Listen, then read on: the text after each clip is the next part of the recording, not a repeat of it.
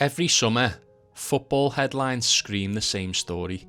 A world-class player, a historic transfer fee, and the promise of a new era. It's electric, it's glamorous, and it almost always ends in disappointment. Today, we're going to do a deep dive into one of football's most common stories, why big money signings more often than not fail. As someone who creates artwork based on football, I'm always on the lookout for great stories behind such transfers. But more often than not, these stories go beyond stats and price tags and show us more about pressure, identity and expectation, and ultimately the human beings behind the headlines. In this video, we're going to compare some of the most infamous big money transfers and ask the question, why do they very rarely succeed? On the surface, a big money transfer is a dream come true. For the player, it's validation. You've made it. You're no longer just a footballer, but you're a brand, a statement. And for the club, it's a power move, a declaration to rivals, fans, and sponsors alike.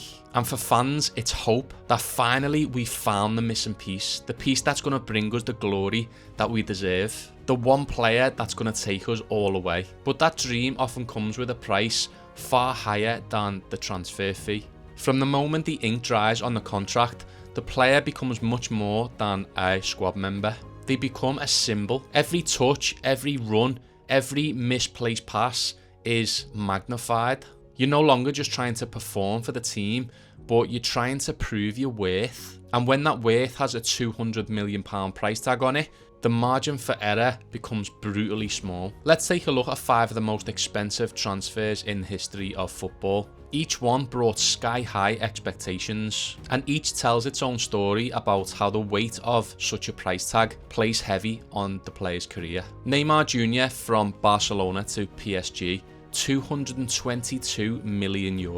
This was the transfer that changed everything. This wasn't just a signing, it was more like a seismic event. Neymar left Messi's shadow at Barcelona to start a new movement and project at PSG. And for a while, it looked like it might work. But injuries, internal conflicts, and a media storm followed him round every step of the way. And while he dazzled from time to time on the pitch, he never truly delivered what PSG bought him for, which was to win the Champions League. The fans grew impatient, and the media became relentless.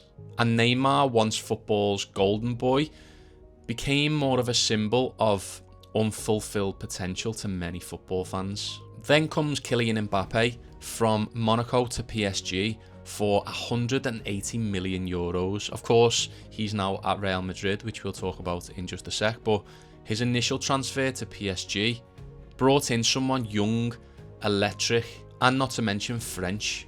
He became the perfect poster boy for PSG. And to be fair, he delivered goals and trophies to PSG during his time there. But during that time, even he didn't escape the weight of expectation. Once again, he still never delivered that craved Champions League title for PSG. Every single time he fell short in Europe, Mbappe got the brunt of the blame. Questions started to get asked, is he leading PSG or is he too big for PSG? Every statement, every gesture was dissected, because when you cost that much money, your football isn't just football, it's narrative that is layered with expectation. The same pattern seems to be emerging at Real Madrid with Kylian Mbappe. A decent first season, but by no means as good as his seasons at PSG.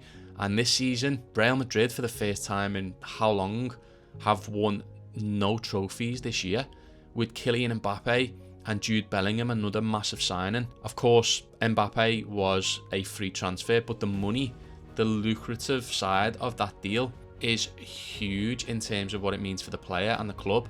And the question needs to be asked, was it worth it? Is Kylian Mbappe the same player he was 12 months ago? Another signing that comes to mind is Philippe Coutinho, who was supposed to be Barcelona's next creative genius once Neymar had left. €145 million signed from my beloved Liverpool FC.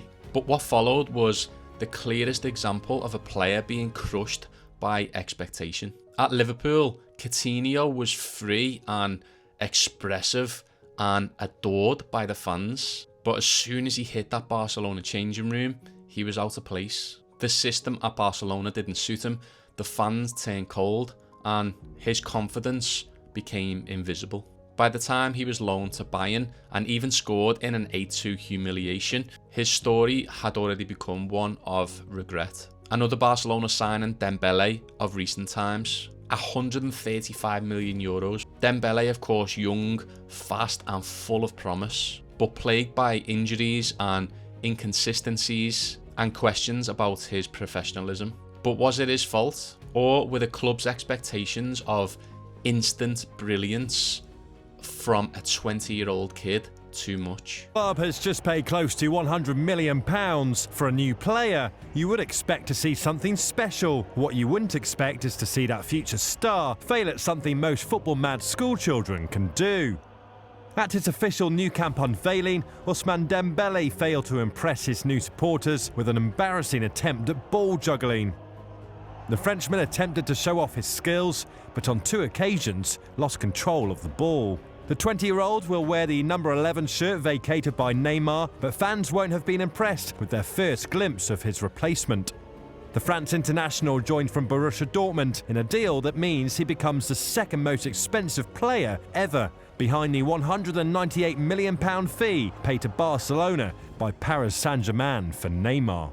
And finally, we take a look at João Felix. 126 million from Benfica to Atletico Madrid. The new face of Portuguese football and the heir to the Ronaldo legacy.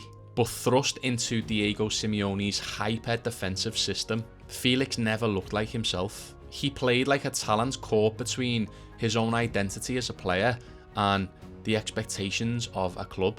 Before long, his smile faded, his confidence dimmed, and eventually he was loaned out, still searching for the environment that lets him breathe as a player again. So what seems to be going on in this situation? It's easy to say that these players just didn't perform once they'd moved. But for me, that overlooks the immense psychological toll of being a big money signing, a superstar signing. Imagine walking into a locker room where every single player and coaching staff knows exactly how much you cost and how much you're getting paid. Some will naturally be supportive and others naturally resentful. The media follows every move you make and fans expect you to change games by yourself on your own. Naturally, you go through a small bad spell and instantly the murmurs start. Was he worth it?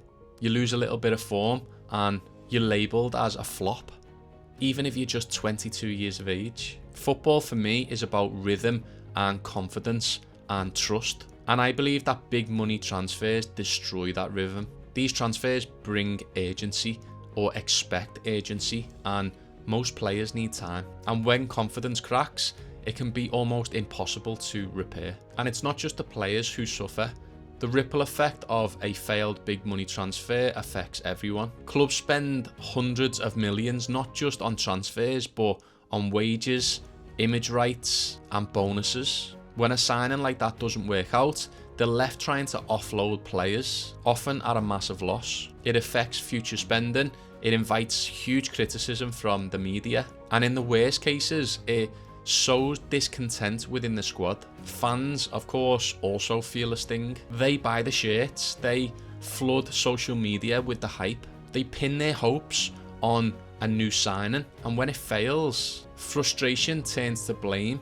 And most of the time, it's not just aimed at the club, but unfortunately, it's aimed directly at the player through social media. And then, of course, the players become scapegoats. Their confidence collapses and their identity as footballers shifts. They no longer feel like athletes, but more like investments that went wrong. And of course, not all big money moves fail. Cristiano Ronaldo to Real Madrid, Virgil van Dijk to Liverpool, Jude Bellingham in his first season won the Champions League, but this season, again, no trophies for Real Madrid.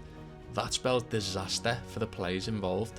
But players like Ronaldo and Van Dijk are exceptions to the rule, I feel. And they work more because of, well, elite skill, but also of alignment with the system that they're joining. The club system fits that player. The managers believe in them. The pressure, of course, still exists, but it is supported by trust. And even then, these players still needed to have incredible mental strength. They embraced the weight of the expectations. but not every player can carry it. And of course, that doesn't make those players weak, it just makes them human. So what's the lesson? I personally believe that football is waking up. Clubs seem to be investing more in data, technology, scouting and youth development. And if they're not, I believe that maybe they need to. More and more we're starting to see clubs look away from the price tags and more at system fits, player mentality and adaptation.